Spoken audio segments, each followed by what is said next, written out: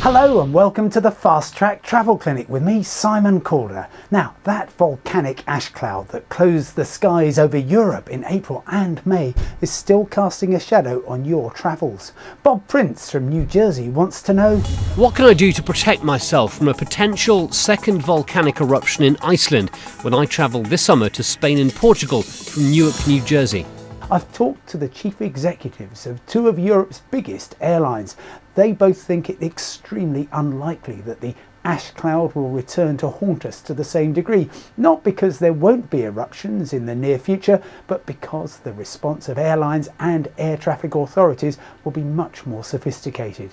But there's a very easy way to reduce your exposure to the risk of cancellation from any source, and that's to fly on an EU airline, because European carriers have an unlimited duty of care to passengers.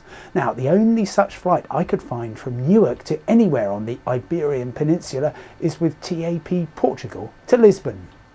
And staying with those flights that went volcanic, I've had dozens of emails complaining about how long it's taking for airlines to issue refunds and settle compensation claims for the shutdown.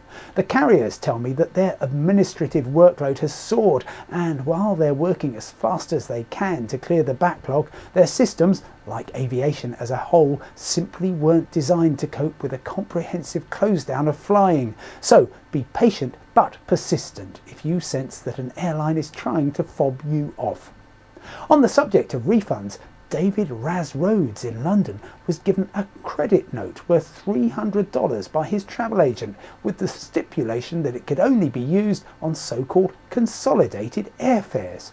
But when he tried to spend it, I was quoted a price for a transatlantic flight that was about $300 more than the airlines were selling directly. The agent said he can't get the same deal as the airline sells directly. Get yourself a new travel agent, and if you're ever due a refund in future, insist on cash or a miscellaneous charges order, which is the next best thing. Consolidated airfares were originally much cheaper than the tickets airlines sold direct, and even though the market has changed, any travel agent should be able to match airline prices to within a few dollars. But in this case, consolidated seems to mean the fare is whatever the agent says it is, which just happens to be the same as the credit note you were given. Finally, Bob Ramsey, who I suspect is taller than most travellers, emails Fast Track from Geneva about a recent round trip from Switzerland to Singapore in economy class. On the outward journey, I was happy to get an exit row seat by asking at the gate, but to make sure I had a similar seat on the way back, Singapore Airlines charged $50. I paid up because I wanted to have a decent seat, but how long will it be before all airlines are doing this? It's been happening for years. I was first faced with a $50 fee for stretching my legs on a Virgin Atlantic flight in 2002. Some airlines still offer them free to travellers, and like you, I've managed occasionally to grab an emergency exit row with extra legroom even if I haven't paid in advance. But as the airlines seek every new revenue stream to try to balance the books, any perceived benefit comes with a price attached. Personally, having made the same journey as you mentioned, I'd happily pay the extra. It works out at only $4 an hour for that very long stretch.